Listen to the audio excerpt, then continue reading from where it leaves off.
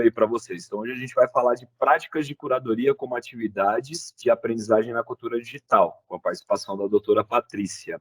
Tá? Eu sou o PEC Ranieri de Tecnologia, estou aqui com a Dayana, junto com o Ranieri em Tecnologia. Tá? E aí a gente vai fazer a apresentação da professora doutora aí, a Patrícia, e logo ela já inicia, tá, com vocês, com relação aí à curadoria, né? Um tema aí muito relevante, não só para esse momento agora final, mas também sempre nas nossas práticas, né, do dia a dia aí como professor e tudo mais. A pauta, tá? A apresentação da professora Patrícia, que ela vai falar de práticas de curadoria como atividades aí de aprendizagem na cultura digital, tá? Depois nós vamos ter alguns momentos de dúvida e a professora vai responder algumas dúvidas que vocês tiverem.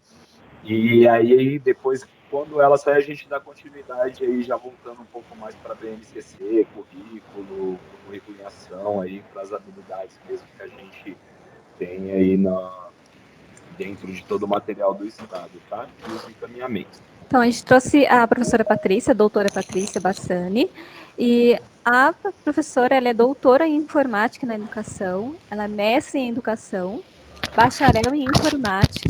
Hoje, atualmente, ela está como professora titular da Universidade do Vale, e ela hoje também atua como líder do grupo de pesquisa em informática na educação, também na Fivale. Professora Patrícia. Tá, legal. Tudo bom, pessoal? Bom, a Dayana ali apresentou, né? Eu pesquiso com tecnologia e educação há bastante tempo e tenho essa trajetória interdisciplinar, né? Minha formação de base é informática, depois eu fui para o mestrado em educação e já trabalho na Universidade Fevale desde 99, então com pesquisa e pesquisa aplicada principalmente nessa área, né? Eu não sou professora da educação básica, né? Eu fui concursada uma época, mas acabei abrindo mão do concurso porque não tinha computadores na época nas escolas, né? Se hoje já é difícil, alguns anos atrás, isso acabou não existindo, enfim, e acabei trabalhando no ensino superior. Mas as minhas pesquisas, elas são bastante aplicadas. A gente tem uma escola de aplicação, né? Então a gente já fez pesquisa na época, quando começaram os tablets, né, de aprendizagem móvel, com os tablets da escola, já fiz pesquisa em escolas municipais, então, e trabalho também nos cursos de licenciatura, né, licenciatura em pedagogia e letras, então eu não estou diretamente na sala de aula, mas acompanho e sei da realidade, né.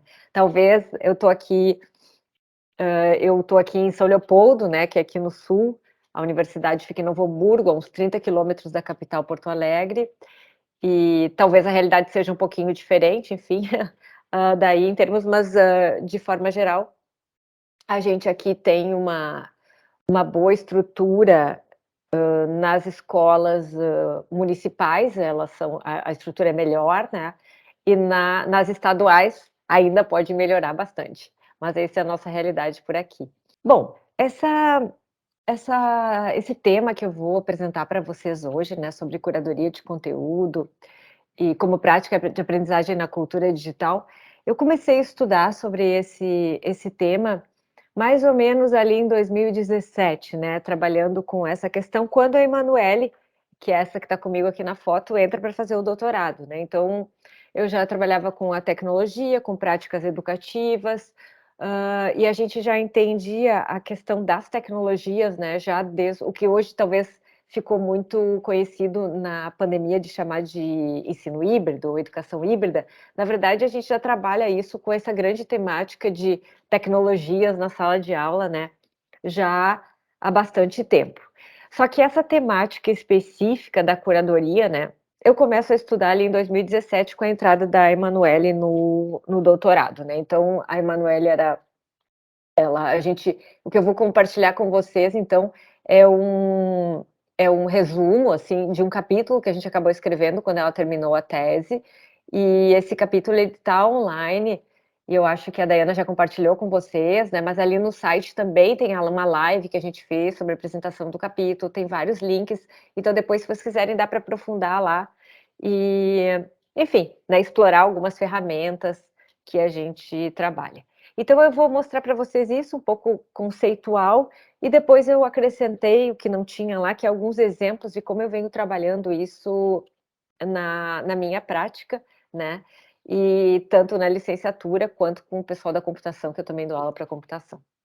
Então, quando a gente fala de curadoria de conteúdos, né, como prática da aprendizagem na cultura digital, a gente entende que hoje se tem na internet muita coisa, né? E antes a gente chamava, ou, enfim, dependendo da linha teórica que a gente segue, a gente vai chamar de recurso, de ferramentas, recursos educacionais, mas a gente tem vídeo, hoje a gente tem conteúdo em rede social, produção de material que possivelmente vocês fazem e acaba ficando espalhado em diferentes locais, né? Então, quando a gente fala nisso, a gente fala em localizar esse material e achar isso e organizar, né? Então, esse percurso vai falar um pouquinho sobre isso, né? Então, hoje só selecionar conteúdo não é mais suficiente, né, pessoal? Você já deve ter visto aí, todo mundo fala, e agora parece que está meio na moda querer dizer que dá para aprender sozinho pelo YouTube, né? Porque tem muita coisa lá e coisas assim, né? Mas a ideia não é por aí, né? Existe todo esse material, mas é nosso papel, né, enquanto professores, sistematizar, né, organizar isso de uma forma que faça sentido para os nossos alunos e que a gente vá nos levar ou vá conduzir, né, a experiências de aprendizagem com sucesso, né? Então, que nem diz aqui a figurinha, tem muito conteúdo relevante disponível online que a gente pode usar nas nossas aulas. E fazer a curadoria desse conteúdo não é só juntar links, mas organizar isso dentro de uma proposta, né, de uma prática educativa. E a curadoria, então, é um processo a ser construído que se vai tornar mais simples à medida que for praticada e exercitada. Então, a ideia também é a gente poder pensar ao longo desse processo sob essa perspectiva do professor curador, em que a gente faça essa seleção de conteúdo, mas que também a gente oportunize esse processo para o aluno. Então, ele é uma ideia pensar sobre essas duas perspectivas, né? Eu, enquanto professor, criando isso, mas eu também possibilitar a autoria do aluno para que ele possa também ampliar esse espaço. Bom, mas o que é curadoria, né? Então a gente começou estudando um pouquinho isso, né? O que é esse conceito de curadoria e por que agora a gente fala em curadoria digital, é professor curador, enfim, né? Então, se a gente for para o dicionário, a gente vai encontrar que curadoria é o ato ou efeito de curar, né? Então ele começa um pouco, ele tem uma questão jurídica também, né? Então é ato de curar, ou vigiar, ou zelar por algo, e aí também isso vai para essa questão jurídica, né? Onde o curador, às vezes, cuida dos bens da outra pessoa, enfim, por diferentes questões, né? Pela questão de administração, ou cargo, poder, enfim, né?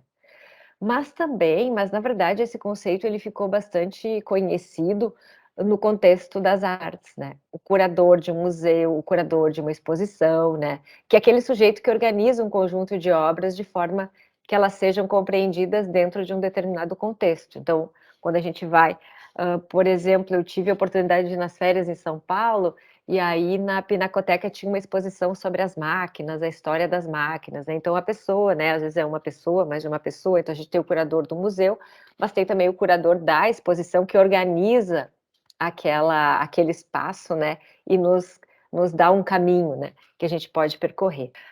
Bom, então, para além das artes, né, hoje se entende então esse curador como esse mediador social. E quando a gente fala em internet e a web, né, começa a aparecer também esse nome curadoria da informação, tá? Então a gente tem a curadoria e também a curadoria da informação. Então quando a gente vai procurar sobre, aí vai indo, né? Bom, agora nosso foco não é curadoria das artes, a gente quer curadoria de informação online. A gente vai encontrar também estudos nos mostrando que existem várias formas que a gente pode, existem diferentes tipos de curadores, digamos assim, né? Então a gente pode ser o curador como filtrador, né? Entender que eu sou o que eu linko, né? O que eu seleciono, né? A curadoria que eu faço. Ou o curador como agenciador, né? Que as coisas são como eu linko, né? Ou a plataforma como dispositivo, né? Que as coisas são como você linka, né? O curador como crítico, também sistema de recomendação. Então, hoje, se a gente pensar, por exemplo, nas redes sociais, né, a gente acaba fazendo um pouco, ou alguns que têm a rede social, especialmente para a sua questão da vida, né, a curadoria das informações que você quer compartilhar da sua vida, né, ou eu que acabo usando um pouco as redes sociais para compartilhar conteúdo, né? Então, acaba fazendo essa curadoria, né? Que, na verdade, são as coisas que me interessam, que me parecem interessantes para a minha rede, eu acabo compartilhando, né? E também, às vezes, a questão do curador como crítico, que hoje muita gente, no perfil das redes sociais, a gente consegue comentar, né, criticar. E a questão da recomendação enquanto curadoria, a gente poderia, como exemplo, né, principalmente as redes sociais, ou quem usa Instagram, se ainda usa o Facebook, ou quem usa o TikTok, né, que fica vindo um monte de coisas recomendadas, né, que o próprio sistema faz para a gente, a plataforma escolhe com base no nosso perfil e nas coisas que a gente clica. Então, isso é uma das coisas que se fala do TikTok, né, que ele é uma grande rede hoje de curadoria, né, que as coisas vêm de forma automática, porque o algoritmo nos encaminha. Mas a gente quer falar um pouquinho dessas coisas mais específicas que nos cabem enquanto professores, né? Então, pensar a curadoria da informação como prática cultural emergente nesse cenário de cultura digital. Quando eu falo cultura digital, pessoal, eu entendo hoje que a gente vive nesse cenário e que tem um pesquisador que vai nos falar que a gente, hoje, a nossa vida é on life, né? On life, uma vida sempre ligada, always on, sempre on. Ou seja, hoje não faz mais sentido a gente dizer se a gente está online ou offline, porque a gente está sempre on, a gente está aqui, mas daí aqui do lado está o WhatsApp funcionando, eu estou com a outra rede aberta. Então, e tudo a gente faz, se a gente pensar hoje, né? A gente acorda, daí olha no Waze como é que tá o trânsito, daí tu pede uma comida pelo iFood, e isso tudo cresceu muito, né? Nesses últimos anos com a pandemia. Muita gente que às vezes nem usava esses aplicativos começou a usar. Então, quando a gente fala em cultura digital hoje, é entender que não faz mais sentido a gente pensar a tecnologia como uma coisa que a gente simplesmente usa e larga. Então, hoje tem toda uma discussão, não é de hoje, mas que ela reaparece, né, depois da pandemia, uma vez que as escolas intensificaram ações que vinham fazendo ainda de forma muito tímida, né, principalmente no âmbito público. Que nem eu disse, eu não sei o contexto de vocês, mas aqui no município, o município ele fechou aí alguns meses na pandemia porque não tinha ainda um sistema todo para gerenciar as atividades à distância, né? Então, hoje a pandemia ela acelerou uma série de coisas que já deveriam estar mais aceleradas. Mas enfim, bom, então retomando, né, quando a gente fala em cultura digital, é isso, que a gente vive nesse cenário que está sempre tudo, a gente está sempre conectado e que não faz mais sentido hoje ensinar a usar o computador ou pensar o computador como uma ferramenta, porque ele é muito mais do que uma ferramenta, né? Saiam de casa aí sem o celular para vocês verem, né? Tem coisas que são da vida que já está ali no smartphone. A gente precisa do smartphone para pegar o ônibus, para pagar coisas, enfim, né? Então, a ideia de trazer essa questão da curadoria digital é pensar justamente como essa prática emergente nessa cultura digital. Então, quando a gente fala em curadoria da informação, a gente pode dividir, então, em curadoria digital e curadoria de conteúdo, né, que são coisas diferentes. No nosso caso aqui, nos interessa a curadoria de conteúdo em si. Então, quando a gente fala em curadoria de conteúdo, existem alguns autores que trabalham o tema, né? Esse aqui, o Jart, ele vai trazer essa ideia de curadoria de conteúdo a partir de três, como se fosse um ciclo aí, né? O que ele chama de 3 S's, né? Que seria o Seek, o Sense e o Share. O Seek como pesquisar, o Sense como fazer sentido e o Share compartilhar. Então, a ideia de uma curadoria de conteúdo baseado nesse autor nos dá essa ideia de, bom, primeiro a gente vai pesquisar. E esse pesquisar, eu pesquiso aonde, né, pessoal? Bom, eu pesquiso nos sites, em redes sociais. Hoje tem muito podcast bacana, em links, YouTube, em livros, né? Então, diferentes espaços que eu possa pesquisar. E esse conteúdo não precisa ser, como a gente viu, só texto, né? Porque eu posso ter áudio, eu posso ter vídeo, né? E também texto, e também material impresso, enfim. Mas a gente está focando um pouco mais na internet. Então, a gente pesquisa. Aí a gente junta tudo isso para fazer sentido. Então, isso tem que fazer sentido. E esse fazer sentido, ele também, que nem eu disse, a gente pode olhar sob duas formas. Eu, enquanto professor, né, quero organizar uma aula. Então, eu vou juntar diferentes materiais, eu vou encontrar várias coisas interessantes que estão disponíveis, que eu posso usar, e aí eu vou fazer isso sentido. E aí, esse sentido, eu posso preparar uma proposta de aula, eu posso organizar isso num texto, eu posso fazer um site, enfim, e depois eu vou compartilhar para debater. Mas eu posso usar isso também sob a ótica do aluno, no sentido de ofertar uma proposta, oferecer, né, ou indicar, e eles vão pesquisar, depois eles vão organizar isso de uma forma que faça sentido, e depois, então, compartilhar, né? E é isso, compartilhar pode ser na própria rede, pode ser em grupinho, no trabalho, num blog, enfim, diferentes formas que a gente pode compartilhar. Esses outros autores aqui, a Weiss, Gerber e Butler, também nos apresentam outra proposta que eles têm mais etapas, mas se vocês prestarem atenção, é mais ou menos a mesma coisa que os três S, né? Seek, Sense e Share. Pesquisar, fazer sentido e compartilhar. E aqui, então, fica dividido nessas 8 etapas, né? Então, a primeira coisa é encontrar, buscar conteúdo, buscar informação relevante, né? E aí, sim, filtrar, né? Que é o selecionar, que é filtrar esse conteúdo com base na qualidade, com base na relevância, na originalidade desse material. Bom, depois eu vou editorializar. Então, eu vou contextualizar o conteúdo, apresentar, resumir, colocar a minha perspectiva pessoal, né? Bom, aí a gente vai organizar, classificar esse conteúdo, fazer o layout, né, justapor, enfim. E aí criar, decidir o formato do conteúdo que a gente quer criar. Aí a gente compartilha ou na rede social, ou numa rede de contatos. E aí depois a gente precisa, então, engajar as pessoas, né? Fornecer o espaço, participar, convidar outros participantes. E a ideia é que se faça esse monitoramento do engajamento, né? Acompanhar, indicar a profundidade, acompanhar a qualidade e a profundidade das discussões, né? Então a gente poderia dizer também que a gente tem essas 3 etapas. Aí, que nem eu disse para vocês, né? E daí a Emanuele começou a pesquisar, que foi a tese dela, né? De curadoria digital. E a Emanuele, ela é professora da área da moda, né? Então, ela veio do design, da moda. Então, isso também fazia muito sentido para ela. E a gente vai ver que algumas ferramentas que ela apresenta aqui, algumas práticas, fazem bastante sentido, tanto para moda quanto para diferentes práticas, porque daí depois eu vou mostrar os exemplos, eu estou trabalhando com essa perspectiva com o pessoal do Letras também, por exemplo, né? E também fiz experiências com o pessoal da computação. Então a gente vem validando essa ideia e vê que ela se adapta a diferentes cenários, né? Então a Emanuele, ela trabalhou junto com essa ideia de curadoria um outro conceito que é muito importante e que a gente aprofunda nas nossas pesquisas, que é o conceito de PLE, ou Personal Learning Environment, ou ambiente pessoal de aprendizagem. Esse conceito de PLE, ele nasce também, ou ele começa a aparecer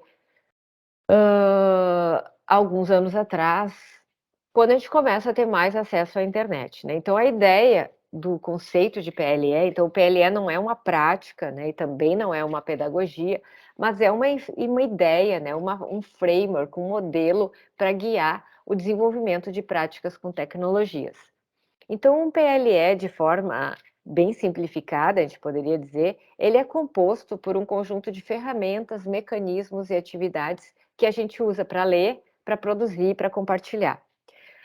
Quando a gente fala em ler, né, hoje a gente tem que ver, assim como no SIC, né, quando a gente fala ler, o ler é muito mais que só ler, porque hoje a gente pode, dentro dessas ferramentas, mecanismos e atividades de leitura, isso envolve o procurar, né, tanto vídeo, áudio, texto, né, e esse processo de selecionar, de entender, de destacar relevância, né, ou seja, onde eu busco material na internet, onde eu busco isso, material significativo relevante, né? Quando eu falo em produzir aqui, bom, à medida que eu tenho esses diferentes materiais e fontes, né, recursos, enfim, eu tenho que produzir, que nem a gente como professor, né, provavelmente vocês já ouviram isso, não adianta ter só ideia na cabeça, tem que botar no papel, senão não tem nada ainda, né?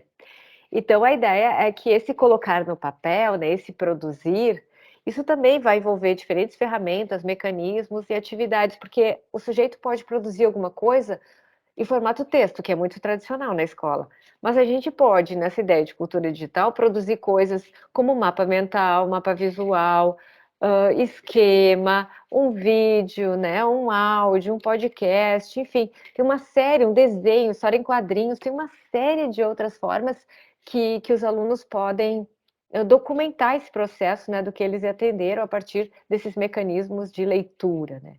E a ideia é que depois, então, que eu selecionei esse material, que eu entendi que produzia alguma coisa, eu possa compartilhar. E aí, à medida, claro que o conceito de PLL envolve também esse compartilhar em rede, né, na rede. Ele traz muito essa questão do aprender ao longo da vida, da gente aprender a usar as redes ao longo da vida. E às vezes na escola esse compartilhar ele é mais tímido, ele é feito na sala de aula, ele é feito com grupo, né, não é, a gente não coloca tudo assim, na internet. Mas a ideia é que também isso envolva essa formação da nossa Personal Learning Network, ou a nossa rede pessoal de aprendizagem, porque à medida que a gente vai compartilhando as coisas, a gente pode ir conhecendo outras pessoas, né, e vai criando essa nossa rede de aprendizagem, que quando acaba esse espaço formal aí, bom, terminei a graduação, terminei minha especialização, terminei meu mestrado, né, onde eu vou continuar aprendendo? A partir das trocas entre essas redes de pessoas que se conheceram aí ao longo do processo, né.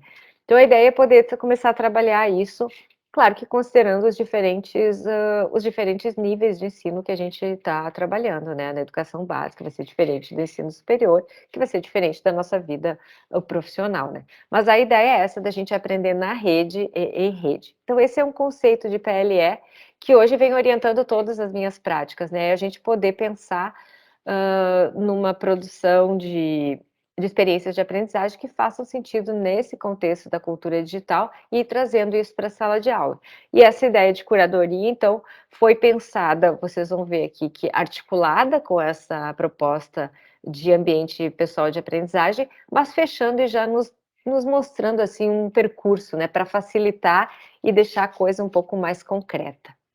Então, a primeira etapa do processo foi isso, criar uma proposta, então, de curadoria que pudesse ser aplicada, com os alunos, né.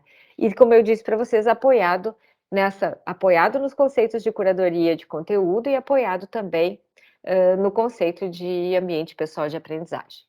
Então a Emanuele propôs 3 etapas de curadoria, né, a curadoria preliminar, a curadoria significativa e a curadoria consolidada.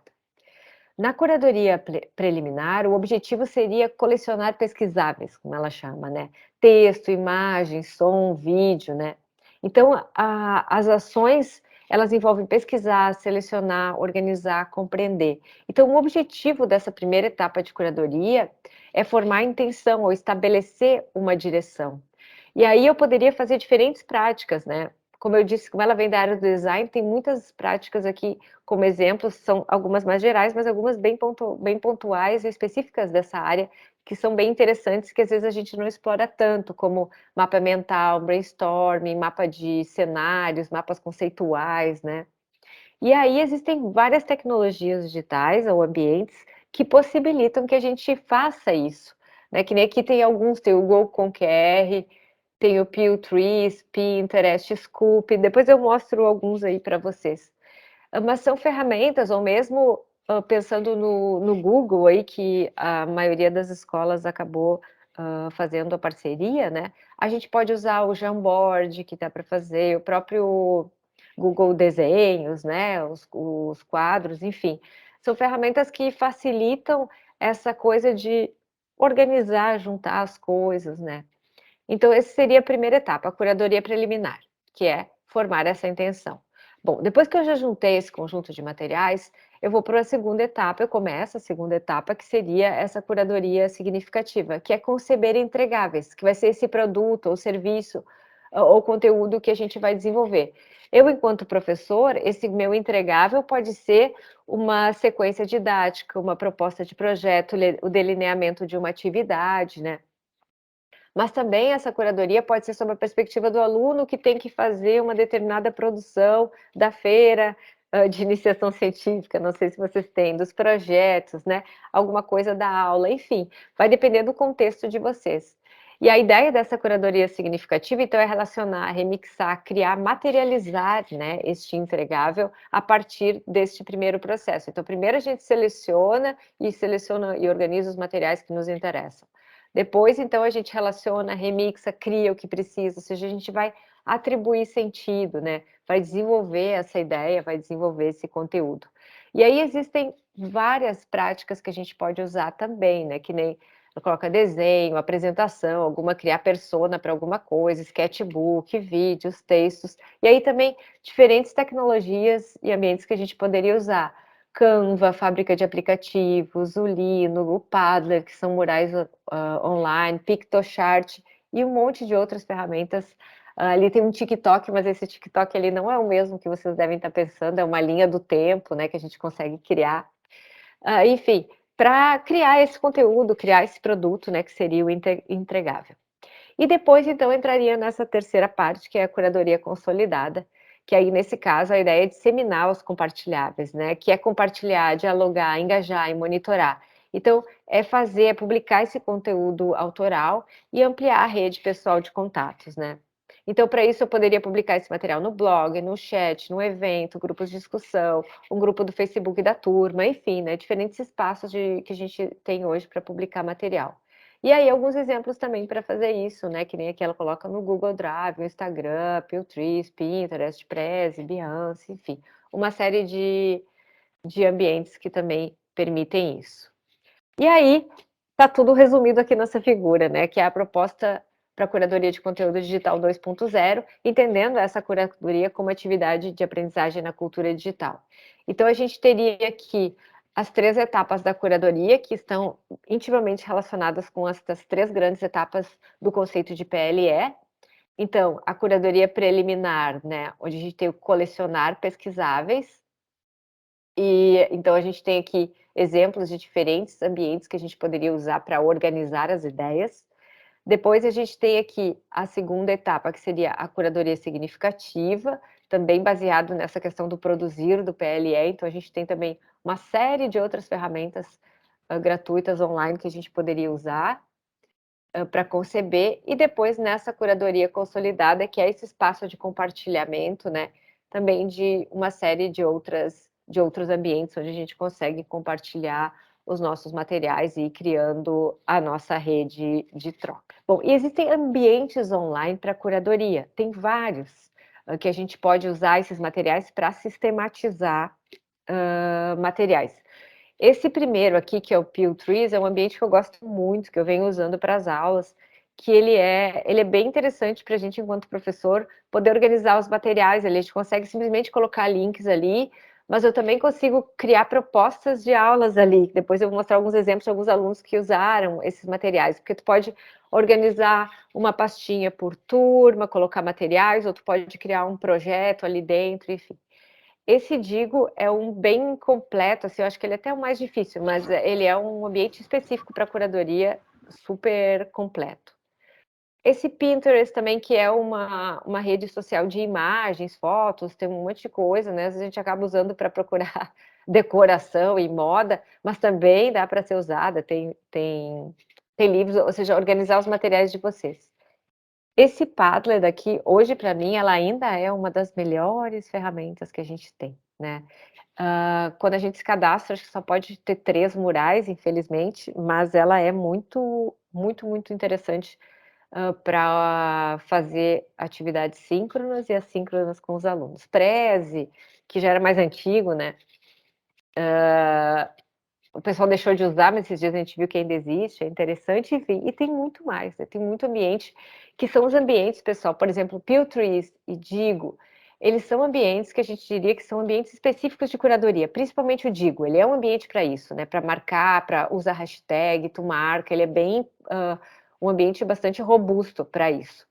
Mas os outros, eles são ambientes que a gente pode adaptar, né, digamos assim, para fazer essa nossa curadoria. Não são ambientes específicos para curadoria de conteúdo, não foram criados para tal, mas que a gente pode se adaptar e produzir material aqui, né? E aí, ao longo desse tempo, a gente vem desenvolvendo diferentes práticas de curadoria nesse contexto educativo, né? E aí eu vou trazer alguns exemplos. Aqui eu já trabalhei, lá no livro traz exemplos de trilhas de aprendizagem, a questão do desenvolvimento de material educativo, e a Emanuele que fez também todo um estudo de tendências, né, com o pessoal da graduação na área da moda, usando esse processo. Eu vou trazer aqui para vocês alguns exemplos que eu desenvolvi em sala de aula com as minhas turmas ali ao longo dos anos, para vocês verem diferentes ideias de como isso talvez poderia fazer sentido para vocês e trazer, inspirar ideias aí, quem sabe, né? Em 2017, a gente começou a pesquisar sobre isso, eu fiz uma prática, então essa é um exemplo de uma turma da graduação para o pessoal de letras, onde eles tinham, então, que organizar. Então, a ideia era que organizassem material, então a disciplina é essa, novas tecnologias no ensino de línguas. A gente não tinha ainda toda a proposta pronta, assim, como tá bonitinha para vocês, né, curadoria de conteúdo, então foram aquelas experiências que a gente vai fazendo aí ao longo do processo da pesquisa, né. E aí, como eu disse, sempre pesquisa aplicada trabalhando isso com propostas na minha própria turma, né. Então, a ideia era que os alunos pudessem, então, selecionar. Então, a ideia de curadoria também traz isso um pouco, ir além do que o professor dá na aula, né? Porque, bom, a gente tem um X de carga horária e às vezes os interesses são diferentes, né? E a ideia aqui, então, era que os alunos pudessem pensar um conteúdo que interessava para eles, tanto no ensino de português ou inglês, né, que é a formação, e que eles tinham que criar, então, organizar material que seria relevante para um público-alvo, para um determinado conteúdo, enfim. E nesse ano a gente experimentou, eles tinham que usar alguma ferramenta de curadoria online para sistematizar esse material e organizar, né? Então, mais ou menos que isso foi a prova 1, né? Digamos assim, foi uma prova que não foi prova, então eles tinham que exercitar, conhecer o ambiente, cadastrar os materiais, né? E organizar. Então, esse aqui é o Pew Trees que eu falei para vocês. A gente vai criando caixinhas, então tu consegue criar um espaço de uma pasta para colocar links ali dentro. E aqui ela fez o link, ó, das novas tecnologias que linkou com esse Padlet, que explicava algumas coisas, né? Que era o resumo também, então tinha alguns critérios a mais que o pessoal tinha que fazer para mostrar que estava estudando o conteúdo. Mas então aqui no Pew-Tree selecionado e organizado então links, né, que poderia usar, e essa aluna fez também o Padlet complementar, e aqui no Padlet em algum lugar fazia o link para o Google Drive, para um texto onde ela sistematizou tudo isso de uma forma de conteúdo, ou seja, ela usou 3 etapas, mesmo que eu pedi uma só. Então ela foi adiante explorando as ferramentas, enfim, né. Também nesse mesmo ano, uma aluna escolheu esse Simbalu.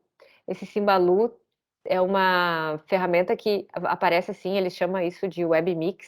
Então tem esses monte de quadradinhos e a gente consegue colocar, vem pronto algumas coisas, mas tu pode deletar e tu colocar os teus links aqui nesses quadradinhos. E essa aluna aqui, então ela selecionou, decidiu fazer isso, ela fez alguns vídeos aqui explicando o que eram recursos educacionais abertos e que recursos eram esses que ela tinha selecionado, e cada quadradinho aqui é um link para um site, para algum conteúdo, algum joguinho, enfim, de inglês que ela depois poderia usar com a turma dela, né. E aqui foi um outro exemplo que outro aluno usou usando esse Scoop. Esse Scoop depois eu deixei de recomendar um pouco porque ele tinha limite, daí tinha que ficar aquela coisa, convida outros amigos para te ter mais espaço e tal. Todos têm propaganda, tá? Todos, assim, têm algumas limitações, mas esse foi o que eu achei que é o que menos vale a pena hoje, se vocês quiserem testar. Bom, aí depois em 2019, eu tive essa turma de novo, e aí a gente já estava com a proposta quase pronta, aí eu trabalhei um pouco diferente, né.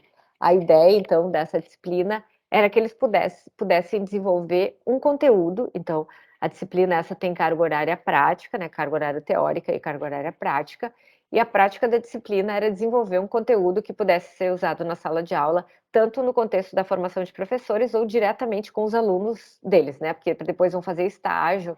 Então, alguns já estão fazendo estágio junto com a disciplina, alguns estão se preparando para fazer o estágio depois, no outro semestre, então eles podiam desenvolver algum conteúdo de uma temática que fosse de interesse. Aí, a ideia da disciplina, ou seja, eles tinham que fazer, eu dividi, digamos, a disciplina em 2 notas, né, a nota 1 e a nota 2, e a nota 1 era a curadoria preliminar, e com a nota 2 a curadoria significativa, ou seja, com o produto entregue. Então eles tinham que chegar no final da disciplina com um material digital entregue com foco para aluno ou professor. E aí, pessoal, é bem difícil, né? Que nem a gente está acostumado a corrigir prova, né? Bota até as questões, tudo vale 1, beleza? Fácil ali, tanto. Quando a gente abre uma proposta assim, vocês vão ver que é tudo bem diferente, assim, e é difícil também para a gente precisa ter os critérios muito claros, porque a gente deixa livre, vai vir de tudo, tá? E não necessariamente esse tudo é ruim, né? São coisas interessantes e coisas que às vezes nos levam a pensar e ver, não, eu preciso refinar, preciso explicar melhor, eu preciso dar um pouco mais de direção, se eu quero que as coisas caminhem de um determinado jeito. Então, baseado aí nas experiências anteriores, né, e baseada também nessa experiência que a Emanuele vinha fazendo, eu disse para a turma, bom, nossa proposta é essa, a curadoria inicial, vocês vão fazer um material para indicar essa intenção do que vocês querem produzir, e a parte 2 vocês vão produzir. E deixei livre. E eles ficaram bem tensos, tá? Ensino, pessoal do ensino superior, né? Tá, mas eu tenho que produzir o quê? É só isso que eu tenho que entregar?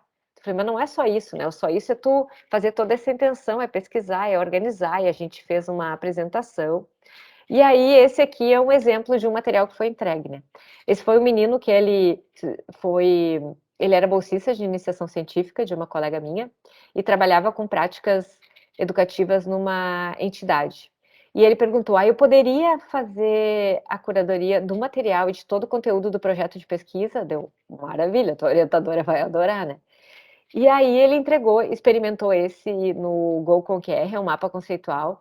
Então ele organizou. É que é interessante ver que aqui não, a gente não consegue ter a noção de todo o trabalho com esta tela, porque esse foi como ele organizou, o que ele gostaria de fazer. Né? Mas para isso, aqui embaixo, ele selecionou todos os materiais, ele organizou aqui a gente consegue ver no Go com QR, né, os links, né, os materiais aqui nessas caixinhas de texto. Então ele teve que apresentar, olha, vou fazer tudo isso, né? E aí, no final, então, na curadoria preliminar, ele organizou, sistematizou, levantou, juntou coisas, e depois ele entregou um site no Google Sites, que ficou bem bacana, com tudo organizado, falando do projeto, cronograma, os recursos. Ficou super completo o site, que foi o produto dele, final da disciplina, e a orientadora adorou, porque ela conseguiu ter também um produto aí de fins de pesquisa. Esse é um exemplo, tá? Aqui tem outro exemplo, que foi uma menina que ela queria trabalhar, então, com recursos tecnológicos nas aulas de língua portuguesa. E aí, nesse projeto 1, então, na parte 1 de curadoria, ela foi atrás ver o que tinha, e ela explorou essa ferramenta Canva, que hoje todo mundo já conhece, mas alguns anos atrás, em 2019, quase ninguém conhecia. Então, ela explorou, já conheceu o Canva, que ela não conhecia, para criar essa apresentação, para apresentar o projeto 1, e foi atrás, foi ver o que tinha, navegou em sites, pensou, selecionou material para qual seria o público alvo, enfim, onde poderia publicar, como é que ela ia fazer aquele site dela. E aí depois, então, essa curadoria preliminar, na curadoria significativa, ela apresentou todo esse site aqui, que eu também fez no Google Sites, com material para o ensino fundamental, na verdade ela só conseguiu fazer do 6º ano, né? Mas com jogos e atividades, várias coisas focadas, então, nessa questão de português que ela gostaria, né? E aqui um outro exemplo que também foi, esse aqui ficou super bom também, de uma menina que queria trabalhar com aplicativos para apoiar o ensino de inglês, e aí também nessa curadoria ela também explorou, acho que aqui é o Canva também, conhecendo o aplicativo, o ambiente, né, e produziu aqui, mas ela foi lá para o celular, smartphone, procurou um monte de aplicativos, né, como é que ela poderia colocar, como é que ela iria fazer esse material dela, e ela terminou entregando um site, por acaso todo mundo acabou fazendo o site, né, mas em outras disciplinas não foi sempre assim, mas acabou saindo um site bem bacana aqui, onde ela dividiu todos os conteúdos por oralidade, escrita, conhecimentos linguísticos, e ela colocou vários aplicativos com exemplos. Então, ela tem um produto, né, fez um site mostrando esse produto que poderia ser usado para apoiar as aulas de inglês com diferentes características, né. Bom, aí você pode dizer que, às vezes eu apresento isso, pessoal, mas nas exatas não dá para fazer, né? Eu trabalho essa disciplina de sistemas colaborativos, que é do curso de Ciência da Computação e Sistemas de Informação. E é uma disciplina, ela não é uma disciplina técnica, né? Mas ela trabalha essa discussão, ela é mais teórica, mas trabalha essa discussão de sistemas colaborativos, a gente explora o que é isso, colaboração, interação, enfim. Só que existe um livro da Sociedade Brasileira de Computação que a gente usa como livro-texto. Só que no contexto da disciplina, nas 50 horas, eu não consigo aprofundar, olhar todo o texto, né? Na verdade, a gente, enquanto professor, também faz a curadoria dos conteúdos que a gente vai trabalhar ali pelo plano de ensino da disciplina, porque não dá para trabalhar tudo. E falta coisa. Então, nessa segunda parte, como um dos trabalhos finais da disciplina, eu propus um artigo de reflexão. Mas não um artigo assim muito grande, tipo um artigo de reflexão, 3 páginas, tinha que ter com alguns critérios. Pode ser de algum assunto, e aí eu trago para eles os eventos na área de sistemas colaborativos, alguns eventos da área da computação que tem essas trilhas, né, esses temas de sistemas colaborativos, e até do evento principal, que é o da Comissão de Sistemas Colaborativos, onde aparece aquelas chamadas de trabalhos, como tem vários temas, assim, né, que tem vários ali que a gente não trabalha na disciplina. E digo que eles podem escolher um tema de interesse deles e que eles têm que, então, aí dar alguns critérios, enfim, esse aqui acho que tinha que pelo menos ter 3 textos ou 3 artigos, eles tinham que começar com uma pergunta, né, o que eles querem investigar daquilo ali, e fazer um texto de reflexão juntando aí 3 autores, né. E aí a gente sistematizou com uma apresentação, e eles tinham depois, então, que apresentar isso, organizando as ideias em um único mapa conceitual. Então, já diminui um pouco a cópia, né, porque ele dá alguns critérios, tem que fazer isso, tem que fazer aquilo, pode ser que o sujeito ainda copie, porque a gente fala muito isso, né, não é para copiar, não é para copiar, mas se ele copiou, pelo menos ele tem que sistematizar para apresentar aqui. Então, de alguma forma, ele vai aprender. Então, o que aparece de interessante nessa proposta? Que os temas são muito variados, pessoal, muito. Nem eu teria, nem sendo criativa e selecionando outros conteúdos, eu não conseguiria trazer para cá. Alguns articulam e pegam o gancho com o seu TCC, que às vezes a gente que está mais em final de curso. Então, quando a gente trabalha assim também, eu vejo que expande essa ideia das trilhas de aprendizagem, porque o sujeito, eu tenho um currículo que está posto, mas eu abro essa possibilidade para que ele seja também coautor da disciplina, trazendo seus temas de interesse, né? Então, fica super interessante, né? Então, eles também têm esse processo de curadoria de pesquisar qual é o assunto que interessa para eles dentro daquele conjunto que a gente oferece, selecionar materiais relevantes, artigos relevantes que façam esse sentido. Depois eles têm que, então, produzir isso num formato de texto e, além disso, ainda sistematizar numa apresentação que tem que ter uma tela só, né? Um mapa conceitual para apresentar para os colegas.